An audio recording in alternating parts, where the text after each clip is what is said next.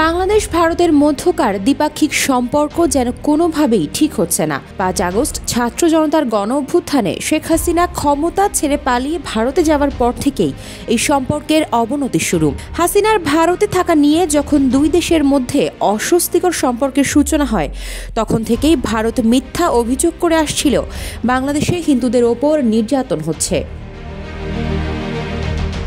এরপর ইসকন নেতা চিন্ময় কৃষ্ণ দাস গ্রেপ্তার ইস্যুতে বাংলাদেশ ভারতের সম্পর্ক আরও তিক্ত হতে শুরু করে। চিন্ময় গ্রেপ্তারের জেরে ভারতের আগরতলায় বাংলাদেশ সহকারী হাইকমিশনে হামলাও হয়। এ ঘটনার পর থেকেই দুদেশের মধ্যে ভিসা আদান প্রদান সীমিত রয়েছে। ভারতে কমে গেছে বাংলাদেশি পর্যটকও।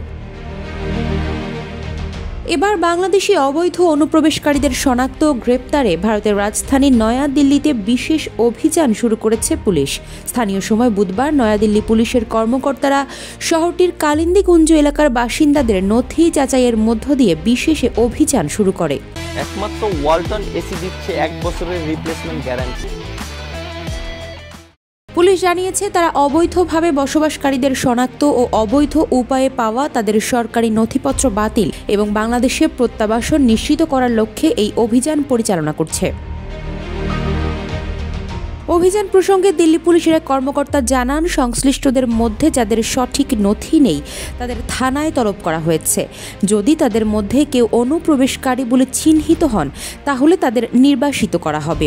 অনুপ্রবেশকারী থাকতে পারে এমন সন্দেহভাজন এলাকাতেই অভিযান চালানো হচ্ছে। এমনকি যাদের নথি রয়েছে সেক্ষেত্রেও দেখা হচ্ছে সংশ্লিষ্ট ব্যক্তি বাংলাদেশ সীমান্তবর্তী কোনো এলাকার কিনা। তিনি আরও জানান, এটা রুটিন কাজের মধ্যেই পড়ে। নাইজেরিয়া হোক বা বাংলাদেশের নাগরিক অনুপ্রবেশকারী চিহ্নিত হলে তাকে নির্বাসিত করার নজির রয়েছে অতীতেও। এর আগে মঙ্গলবার দিল্লির লেফটেন্যান্ট গভর্নর VK সাক্সেনা অবৈধ বাংলাদেশিদের বিরুদ্ধে কঠোর ব্যবস্থা নিতে নির্দেশ দেন। এর পরদিন দিল্লি পুলিশের বিশেষ অভিযান শুরু হয়, যা আগামী 2 মাস চলতে পারে বলে ধারণা করা হচ্ছে। LG সাক্সেনার কার্যালয় মঙ্গলবার দিল্লির মুখ্য সচিব ও পুলিশ কমিশনারকে একটি চিঠি দিয়েছে। এতে ভারতের রাজধানীতে অবৈধভাবে বসবাসকারী বাংলাদেশি অভিবাসীদের বিরুদ্ধে কঠোর পদক্ষেপ নেওয়ার নির্দেশ দেওয়া হয়। সম্প্রতি দিল্লির মুসলিম নেতাদের একটি প্রতিনিধি দল LG সাক্সেনার সঙ্গে সাক্ষাৎ করে দিল্লিতে অবৈধভাবে অনুপ্রবেশকারীদের ক্রমবর্ধমান উপস্থিতি নিয়ে উদ্বেগ প্রকাশ করেন এবং এই সমস্যার সমাধানে জরুরি ব্যবস্থা নেওয়ার আহ্বান জানান।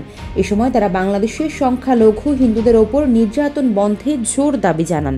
এর আগে অনুপ্রবেশকারীদের চিহ্নিত করতে অভিযান চালাতে সরব হয়েছিলেন ভারতের কেন্দ্রীয় সরকারের মন্ত্রী ও BJP নেতা গিরিরাজ সিং।